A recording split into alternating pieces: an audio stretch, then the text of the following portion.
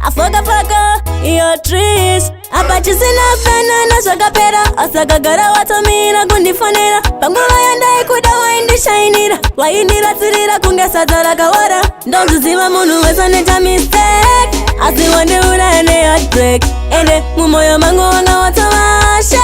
wandiuraya neheartbreak ndonziziva munhu wese anoita mistake asi wandiuraya neheartbreak ende mumwoyo mangu wanga watovasha wandiuraya neheartbreak akunge chibage moyo wangu watonongora awandirwadzisa kunge munhu watemwa nyora aronda riri mumwoyo mangu arichapora andiri kungorwadziwa hapana kuzorora ananga ndisingazive uchazodai so anguva yese uchindibata kumeso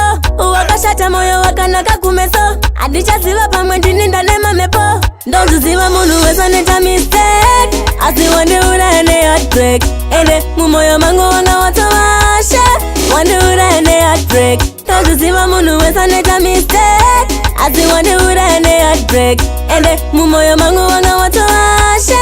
wandiuraya neheartbreak andaitraya kukufadza nezvandaigona asi ndiwe wega wakatambisa mukana patakadana naipapaiwa pakwana wakundida wani waiti ndiri mvana apa chisina kudanana zvakapera asakagara watomira kundifonera panguva yandai kuda waindishainira waindiratsirira kunge sadza rakawara ndonziziva munhu wese anoita mistake asi wandiuraya neheartbreak ende mumwoyo mangu wanga watovasha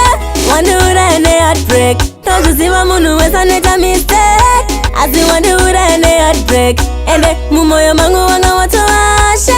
wandiuraya neheartbreak akunge chibage moyo wangu watonongora awandirwadzisa kunge munhu watemwa nyora aronda riri mumwoyo mangu arichapora andiri kungorwadziwa hapana kuzorora ananga ndisingazive uchazodai so anguva yese uchindibata kumeso wakashata moyo wakanaka kumeso handichaziva pamwe ndininda nemamepo ndonziziva munhu wese anoita